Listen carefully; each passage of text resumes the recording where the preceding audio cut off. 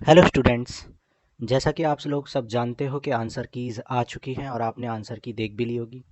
ठीक है, कुछ बच्चे कह रहे हैं कि रिस्पांस नहीं आया है, तो आपने जो रिस्पांस फिल किए थे वो इस आंसर की में नहीं आते हैं।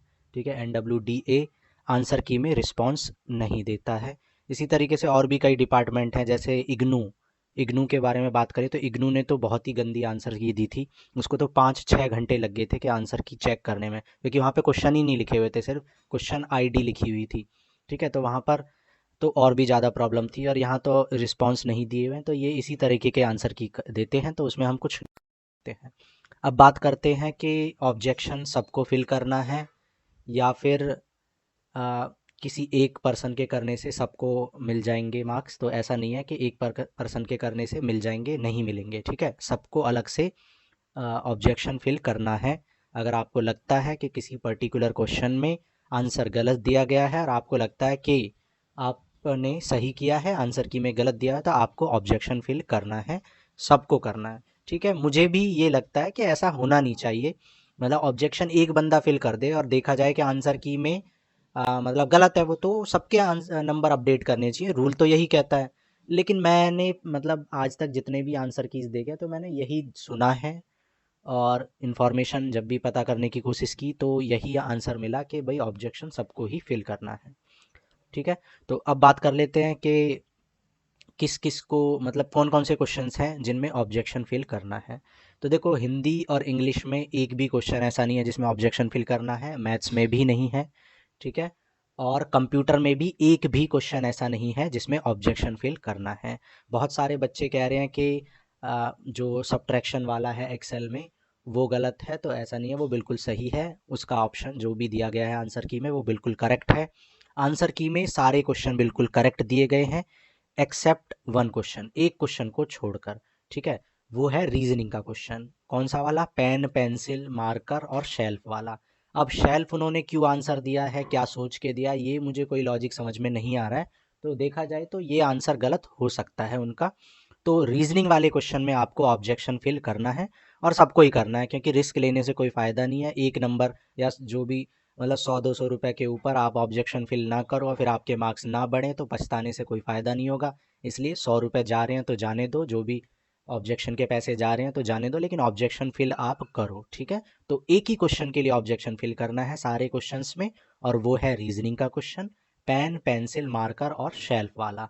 तो उसमें आपको करना है कि शेल्फ आंसर करेक्ट होगा, और आपने भी शेल्फ किया होगा, और आंसर भी शेल्फ ही करेक्ट होना चाहिए।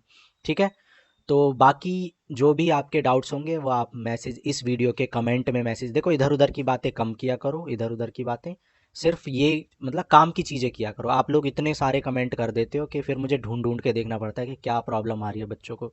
ठीक है, तो उतनी ही मैसेज करना इस वीडियो में जो आपकी प्रॉब्लम्स हैं, फिर उन प्रॉब्लम्स को लेके एक वीडियो बना देंगे। अब ऑब्जेक्शन से रिलेटेड कोई प्रॉब्लम तो अब नहीं रहेगी। ठीक है, तो ऑब्जेक्शन आप फिल कर दो, आज कर दो या कल कर दो, और ऑब्जेक्शन फिल करने तक तो कोई प्रॉब्लम होगी नहीं। अब नेक्स्ट वीडियो कल इवनिंग में हम डालेंगे, और ऑब्जेक्शन से रिलेटेड जो भी प्रॉब्लम थी वो मैं बता चुका हूँ। ठीक है, तो मिलते हैं फिर कल इवनिंग में, मिलेंगे, आपकी जो भी प्रॉब्लम्स होगी सबको शॉर्ट आउट करेंगे। और ऑब्जेक्शन सिर्फ एक ही है, उसमें अब आपको कुछ भी पूछने की ज़रूरत नहीं है बार बार कि सर ये गलत है वो गलत है, तो कोई भी गलत नहीं है। ऑब्जेक्शन सिर्फ एक ही क्वेश्चन में करना है, रीजनिंग के क्वेश्चन में। ओके, चलो मिलते हैं कल की वीडियो में, कल इवनिंग में।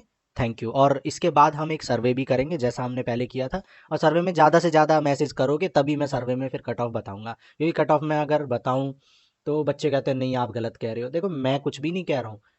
मैंने कट ऑफ जो बताई है वो कोई मैंने अपने घर से थोड़े ना बताई है, मैंने तो वही बताई है जो बच्चे कमेंट कर रहे हैं। अब कमेंट बच्चे गलत कर रहे हैं, सही कर रहे हैं, ये तो मैं नहीं जानता। ठीक है, कि बच्चे अपने मतलब फेक मार्क्स बता रहे हैं या करेक्ट मार्क्स बता रहे हैं, ये मैं नहीं जानता हूँ।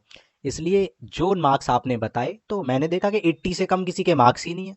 अब बताओ, 150 यानी 138 बच्चों में 80 से नंबर कितने बच्चों के थे? 80 से कम मुश्किल से 5-6 बच्चों के नंबर थे 80 से कम। ठीक है, तो फिर 80 से कम जाने का कोई मतलब ही नहीं है, क्योंकि वैकेंसी ही भी तो बहुत ही कम है ना, तो 80 से कम कैसे चली जाएगी। ठीक है, बाकी देखते हैं। बाकी देखो, सब कुछ मैं वही उसी हिसाब से बताता हूँ जो भी मुझे इन्फॉर्मेशन मिलती है, और जो भी इंफॉर्मेशन आपके थ्रू मार्क्स मिले हैं उसके बेस पर मैं कट ऑफ बताता हूँ। तो कट ऑफ गलत भी हो सकती है, बिल्कुल हो सकती है। मैं कभी नहीं कहूँगा कि मेरी कट ऑफ बिल्कुल करेक्ट है, क्योंकि मैंने कुछ नहीं किया है, वो आपके रिस्पॉन्स के बेस्ड पर मैंने जो भी बताई हैं चीज़ें वो बताई हैं, ठीक है। अच्छा, तो चलो फिर सर्वे करते हैं, कल इवनिंग में सर्वे के लिए वीडियो डालेंगे, फिर उसमें कमेंट करके आप बताना। ओके, चलो, थैंक यू।